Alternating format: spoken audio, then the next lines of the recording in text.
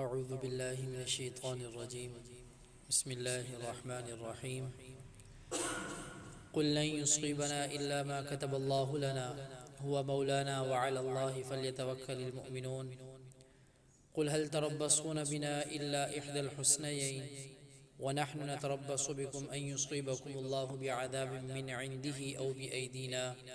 فتربصوا انا معكم متربصون قل انفقوا طوعا او كرها لن يتقبل منكم انكم كنتم قوما فاسقين وما منعهم ان تقبل منهم نفقاتهم الا انهم كفروا بالله وبرسوله ولا ياتون الصلاه الا وهم كسالى ولا ينفقون الا وهم كارهون صدق اللہ العظیم۔ گفتگو یہ چل رہی تھی کہ منافقین نے جہاد پہ جانے سے انکار کر دیا اور ہیلے بہانے کرنے لگے۔ آپ علیہ السلام معلوم ہوتے ہوئے بھی انہیں رخصت دیتے رہے کہ ٹھیک ہے آپ لوگ بری ہیں اس کام سے۔ اور پھر جب مسلمانوں کو فتح ہوتی تو منافقین کا طرز عمل یہ ہوتا کہ وہ لالچ کرتے چیزوں کی طرف، اور جب مسلمانوں کو شکست ہو جاتی تو کہتے کہ بھئی ہم تو پہلے ہی تم لوگوں کو منع کر رہے تھے کہ یہ کام نہ کرو، لہٰذا آپ دیکھو کہ اگر ہماری بات مان لیتے تو تمہیں یہ نقصان نہ ہوتا۔ تو فرمایا کہ قل لن یصیبنا الا ما کتب اللہ لنا، تو کہہ دے ہم کو ہرگز نہ پہنچے گا مگر وہی جو لکھ دیا اللہ نے ہمارے لیے، کہ ہمیں اگر نفع پہنچ رہا ہے تو اللہ کی مرضی سے پہنچ رہا ہے، ہمیں نقصان پہنچ رہا ہے تو وہ اللہ کی مرضی سے پہنچ رہا ہے۔ اللہ نے جو ہمارے لیے فیصلہ کر دیا ہے ہوا مولانا، وہی کارساز ہے ہمارا، تو اس نے جو ہمارے لیے فیصلہ کر دیا ہم اس کے فیصلے پر راضی ہیں، اس کی رضا پر راضی ہیں۔ اور جب انسان کے اوپر کوئی مصیبت آتی ہے، کوئی تکلیف آتی ہے تو اس کے لیے اس تکلیف کو سہنا اس وقت بہت زیادہ آسان ہو جاتا ہے جب اس کا کامل ایمان اللہ رب العزت کے اوپر ہو۔ کسی انسان کے اوپر مصیبت آئے اور وہ یہ چاہے کہ میں اس مصیبت سے اچھے طریقے سے گزر سکوں، تو ایک ہی صورت اس کی یہ ہوتی ہے کہ اس کا ایمان کامل اللہ کے اوپر ہو۔ اگر ایمان جتنا کمزور ہوگا، اللہ کے ساتھ تعلق جتنا کمزور ہوگا، وہ مصیبت اسے اتنی ہی زیادہ بڑی لگے گی۔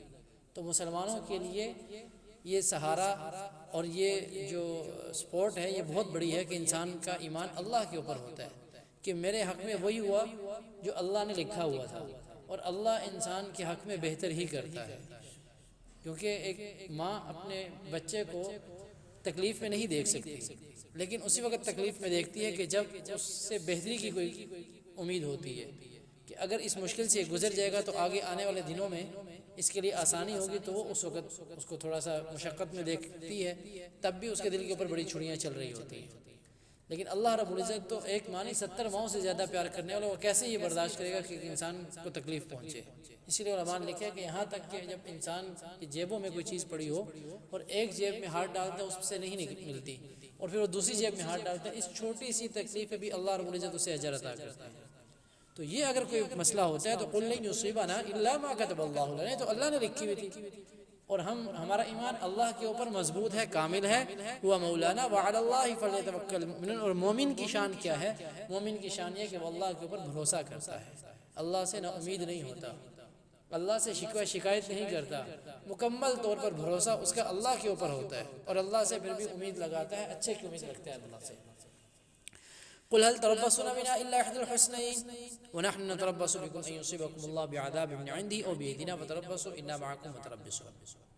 آگے دو صورتیں بیان کی اللہ نے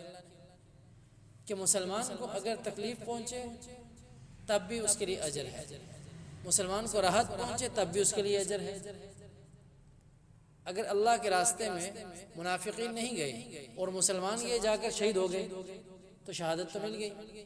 یہ بھی بہت بڑا درجہ ہے۔ حضور اکرم صلی اللہ علیہ وسلم بار بار اس کی تمنا کرتے تھے کہ میں اللہ کے راستے میں جاؤں اور شہید کر دیا جاؤں، اور پھر زندہ کیا جاؤں، پھر شہید کیا جاؤں، پھر زندہ کیا جاؤں، پھر شہید کیا جاؤں۔ حضرت عمر فاروق رضی اللہ تعالیٰ عنہ شہادت کی دعا مانگا کرتے تھے کہ مجھے مدینہ الرسول کے اندر شہادت نصیب ہو جائے، تو بہت بڑا اجر ہے شہادت کے اوپر، تو شہادت نصیب ہو جاتی ہے۔ اور اگر زندہ بچ کے آ جائے تو اجر تو ہے ہی ہے، اور مال غنیمت بھی ساتھ میں مل جاتا ہے۔ تو دونوں صورتوں میں مسلمانوں کے لیے کامیابی ہی کامیابی ہے۔ اور اسی طریقے سے انسان کو تکلیف پہنچے، کسی بھی معاملے میں پریشانی پہنچے، تکلیف پہنچے، تو اس پہ اگر وہ صبر کرتا ہے تب بھی اس کے لیے اجر ہے، اس صبر پہ اجر ہے اس سے۔ اور اگر انسان کو راحت پہنچے، خوشی ملے، نعمت ملے اور اس کے اوپر وہ شکر ادا کرے تب بھی اس کے لیے اجر ہے۔ تو مسلمان کا تو اجر کے علاوہ کوئی معاملہ ہے ہی نہیں، اس کے لیے اجر ہی اجر ہے، ہر حالت میں اجر ہے، ہر صورت کے اندر اس کے لیے اجر ہے۔ اور جو منافقین ہیں ان کے لیے دونوں صورتوں کے اندر ناکامی ہی ناکامی ہے۔ ایک تو یہ ہے کہ یا تو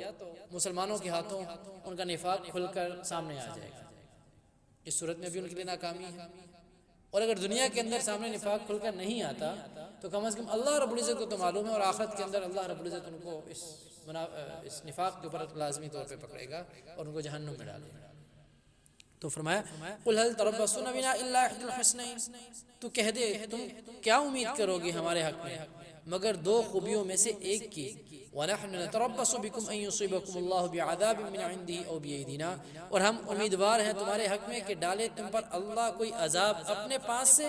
او بِأَيْدِينَا، یا ہمارے ہاتھوں سے، اپنے پاس سے اللہ تمہارے اوپر کوئی عذاب مسلط کر دے، وہ بھی ہو سکتا ہے۔ وہ نہ ہوا تو یہ تو ہوگا کہ اللہ رب العزت مسلمانوں کے ہاتھوں تمہارے نفاق کو کھل کر ظاہر کر دے گا اور تمہیں ساری دنیا کے سامنے ذلیل اور رسوا کرے گا۔ اور آج دیکھیں حضور اکرم صلی اللہ علیہ وسلم کے حوالے سے جو خاکے فرانس کے تیار ہو رہے ہیں، اب دیکھیں جتنی انسانی حقوق کی تنظیمیں ہیں ان کا نفاق کھل کے سامنے آ گیا کہ اگر کفر کے معاملے میں کوئی کافر ہو، اس کا ملک ہو یا اس کا کوئی تنظیم ہو کفریہ، یا کوئی فرد ہو، یہاں تک کہ فرد بھی ہو، اس کے حوالے سے کوئی ایسی بات کی جائے جس سے اس کی دل آزاری ہو، تو یہ پورا جو انسانی حقوق کی تنظیمیں ہیں یہ آسمان سر پہ اٹھا لیتی ہیں۔ لیکن حضور اکرم صلی اللہ علیہ وسلم کا معاملہ جب آتا ہے تو ان کا نفاق کھل کے سامنے آ جاتا ہے کہ ان کے منہ سے، جو ان کے منہ کے اندر زبان ہے وہ تک نہیں ہلتی۔ جب دیکھیں کفر نے جب ان کے فرانس کے جو صدر تھا اس نے جب یہ اعلان کیا، اور یہاں سے ترکی کے صدر نے بڑا اچھا اقدام کیا اور اس نے کہا کہ تو پاگل لگتا ہے، اس نے اپنے سفیر کو بلا لیا کہ ہماری توہین ہو گئی ہے، یہ توہین تو جناب نبی کریم صلی اللہ علیہ وسلم کی سب سے زیادہ ہے۔ تو اب ہمیں دو ٹوک موقف اپنانا پڑے گا کہ جو عزت کرے گا جناب نبی کریم صلی اللہ علیہ وسلم کی اس کی عزت ہوگی، جو نہیں کرے گا اس کی عزت نہیں ہوگی۔ اور اس حوالے سے جو باتیں چل رہی ہیں ان کے بائیکاٹ کے حوالے سے، دو چیزیں تو عموماً ہر بندے کے استعمال کے اندر ہے، پیٹرول ہے ٹوٹل والوں کا، یہ بہت سارا چل رہا ہے کہ بھئی یہ بھی فرانس کا ہے۔ اسی طریقے سے جو بسکٹ ہیں جن کے اوپر ایل اور لو لکھا ہوتا ہے یہ بھی فرانس کا ہے، اس حوالے سے بھی احتیاط کرنی چاہیے۔ دو چیزیں تو عموماً ہر گھر میں استعمال ہوتی ہیں، تو ہم جس حد تک ان چیزوں کا بائیکاٹ کر سکیں اس حد تک اپنا کردار ادا کرنا چاہیے۔ ہم یہ نہ سوچیں کہ میرے ایک بندے کے کرنے سے کیا ہوگا، کل اللہ رب العزت نے میرے سے یہ پوچھا تم نے کیا کیا تھا، تو اس لیے یہ کوئی بھی نہ سمجھے کہ میرے ایک بندے کے کرنے سے کیا ہوگا، میرے ایک سے اللہ رب العزت جو سوال کرے گا کم از کم اس حق اس سوال کے اندر میں سرخرو ہو جاؤں گا کہ یا اللہ میرے بس کے اندر اتنا تھا، میں نے یہ کام کیا ہے، تو کم از کم اتنا تو انسان کو کر لینا چاہیے۔ دو چیزیں اس لیے بتائیں اور بہت ساری فہرست اس کے علاوہ بھی آئی ہوئی ہے۔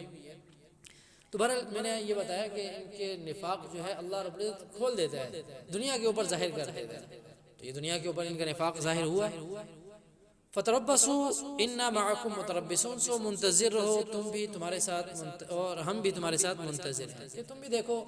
ہمارے ساتھ کیا ہوتا ہے اور ہم بھی دیکھیں گے تمہارے ساتھ کیا ہوتا ہے۔ دنیا ہے اور دنیا کے اندر بھی اللہ رب العزت اس کو ظاہر کریں گے اور آخرت کے اندر بھی اللہ رب العزت اس کو ظاہر کریں گے۔ فتح بالآخر مسلمانوں کی دنیا کے اندر بھی ہوگی اور آخرت میں بھی مسلمان انشاءاللہ فتح یاب ہوں گے۔ اور فتح میں نے پہلے بھی عرض کیا تھا کہ بطور دلیل اللہ رب العزت نے مسلمانوں سے وعدہ کیا کہ تمہاری فتح ہوگی، دلیل کے اعتبار سے، سیاسی اعتبار سے نہیں۔ جو وعدہ ہے مسلمانوں کے ساتھ وہ اس بات کا وعدہ ہے کہ بطور دلیل تمہارے پاس مضبوط ہوگی اللہ کے اوپر ایمان کی، دلیل تمہارے پاس مضبوط ہوگی رسول اللہ صلی اللہ علیہ وسلم کے اوپر ایمان کی، دلیل تمہارے پاس مضبوط ہوگی کہ قرآن اللہ کی کتاب ہے اور یہی نجات کا راستہ ہے۔ تو بطور دلیل تمام ادیان کے اوپر تم لوگ غالب رہو گے۔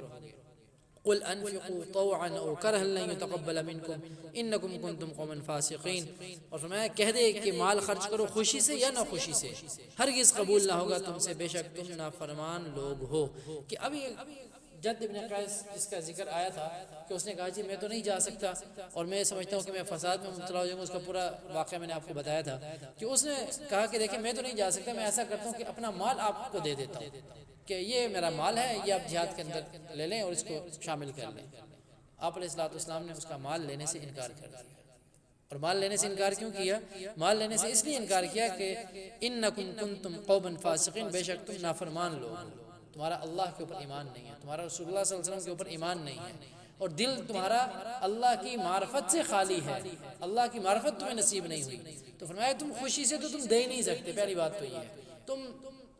ناراضگی سے دو گے اور نہ خوشی سے دو گے، یہ تمہاری حالت ہوگی. ہاں اگر بہت ہی کوئی تیر مار دے اور کوئی خوشی بھی دینا چاہے کہ میں دیکھیں، خوشی سے ہو بھی نہیں سکے گا نا، کہ اللہ کے دین کی سربلندی کو روکنے کے لیے ہی انہوں نے نفاق کا راستہ اختیار کیا ہے. اب یہ کہتے ہیں اگر خوشی سے بھی دے دیتے ہیں تب بھی اللہ کے ہاں قبول نہیں ہوگا، کیونکہ یہ فاسق لوگ ہیں، اللہ کی معرفت ان کو حاصل نہیں ہوئی، یہ منافق لوگ ہیں، نہیں حاصل، اللہ رب العزت ان کے مال کو قبول نہیں کرے گا. آگے فرمایا کہ اس کے اسباب کیا ہیں، ان کا مال کیوں قبول نہیں کیا جائے گا، اس کے سبب اللہ نے بتایا. 3 اسباب بتائے. پہلا سبب کیا بتایا کہ اللہ اور اس کے رسول کے اوپر ان کا ایمان نہیں ہے. پہلی چیز، اللہ کے ہاں نیکی کے قبول کروانے کے لیے ایمان ہونا شرط ہے. ان الذین آمنوا وعملوا الصالحات، قرآن کی کتنی آیات ہیں اس طرح کی کہ ایمان لے کر آؤ اور پھر اس کے بعد عمل صالح کرو تب قبول ہوگے. صرف عمل صالح کی شرط نہیں ہے، ایمان پہلی شرط ہے کہ ایمان لے کر آؤ. ان کا ایمان اللہ کے اوپر نہیں تھا اور اللہ کے رسول کے اوپر ایمان نہیں تھا. عمل کی قبولیت کی پہلی شرط اللہ کے اوپر ایمان، اللہ کے رسول کے اوپر ایمان، توحید اور رسالت سے دل منور ہوگا، دل و دماغ منور ہوں گے تو اللہ رب العزت اس عمل کو قبول کریں گے. قبول نہیں. دوسری چیز ان کی حرج کیا تھا، ولا یأتون الصلاۃ الا وهم کسالى، نماز کے اندر سستی کرتے تھے. نماز کے اندر آتے تھے سستی کرتے تھے. تو نماز کے اندر سستی یہ منافقین کی علامت کے اندر سے ہے کہ نماز کے اندر سستی کرتے. اور اللہ رب العزت نے ایک اور صورت کے اندر فرمایا فویل للمصلین الذین هم عن صلاتهم ساہون، کہ خرابی ہے ان نمازیوں کے لیے جو نماز کے اندر سستی کرتے ہیں، جو نمازوں سے غافل ہیں. جو نماز تو پڑھتے ہیں لیکن نماز سے غافل ہیں، ان نمازیوں کے لیے بھی خرابی ہے، ان نمازیوں کے لیے بھی بربادی ہے کہ کیا کر رہے ہیں. نماز اللہ سے ملاقات کا ذریعہ ہے، اور انسان کا جب ایمان اللہ کے اوپر ہو اور اللہ کی معرفت انسان کو نصیب ہو اور پھر وہ نماز کے اندر سستی کرے، یہ کسی کامل ایمان والے کی علامت نہیں ہوتی. اللہ رب العزت نے اس کو منافقین کی علامات کے اندر ذکر کیا ہے کہ اللہ رب العزت ان کا عمل بھی اس وجہ سے قبول نہیں کرے گا کہ نمازوں کے اندر سستی کرتے. نماز پہلی شرط ہے، جو نماز کے اندر سستی کرے گا اللہ رب العزت نے فرمایا منافقین کی علامت ہے، اللہ اس کا عمل بھی قبول نہیں کرے گا. آخری بات کیا تھی کہ ولا ينفقون الا وهم كارهون، اور خرچ نہیں کرتے مگر برے دل سے، کہ دل سے خرچ نہیں کرتے اللہ کے راہ میں، بوجھ سمجھ کے خرچ کرتے ہیں. چلو خرچ کر کے دیکھتے ہیں کیا ہوگا، چلو خرچ کر کے دیکھتے ہیں یہ بلا ٹلے گی. صدقہ بھی کرتے ہیں اللہ کو آزما رہے ہوتے ہیں کہ بھئی اللہ کو آزماتے ہیں، اللہ نے کہا صدقے سے بلا ٹلے گی، ہم کر کے دیکھتے ہیں ٹلتی ہے کہ نہیں ٹلتی. تو بھئی اللہ کو آزمانے والی بات نہیں ہے، جو دینا ہے خوشی سے. لن تنالوا البر حتى تنفقوا، وہ جو 4 سپارے کی پہلی آیت ہے کہ تمہارا وہی دیا ہوا قبول ہوگا جو تمہیں بہت زیادہ محبوب ہے. ہمارے ہاں تو محبوب بہت زیادہ روپیہ پیسہ ہوتا ہے، اس میں سے بھی ہم دیکھتے ہیں جو بالکل گلا سڑا ہوتا ہے وہ دے کے جاتے ہیں اللہ کے راستے کے اندر. اور پھر اگر کوئی اللہ کے راستے میں مانگنے والا آ جائے اس کے ساتھ ہی ہمارا معاملہ یہ ہوتا ہے کہ یار چلو اگر سکے ہیں تو دیتے نہیں ہیں تو بھئی اللہ بھلا کرے تمہارا. تو اللہ رب کہتے ہیں یہ دل سے خرچ نہیں کرتے، اللہ کو اس طرح کی صدقے خیرات کی ضرورت بھی نہیں ہے. اللہ نے دین کا کام چلانا ہے، اگر ہم نہیں دیں گے تو کوئی اور دے گا.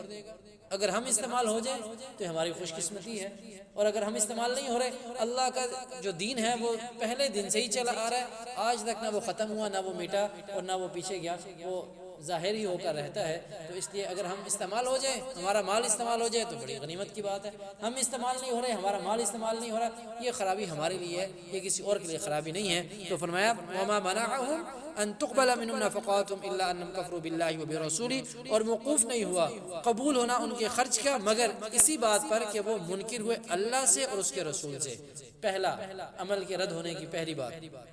دوسری ولا يأتون الصلاة الا وهم كسالى، اور نہیں آتے نماز کو مگر ہارے جی سے. ولا ينفقون الا وهم كارهون، اور خرچ نہیں کرتے مگر برے دل کے ساتھ، اچھے دل کے ساتھ، خوشی کے ساتھ خرچ نہیں کرتے، دل کے اوپر بوجھ سمجھ کے خرچ کرتے ہیں. اللہ رب العزت سے دعا ہے کہ اللہ رب العزت یہ جو منافقین کی علامات ہیں اس سے ہم سب کی حفاظت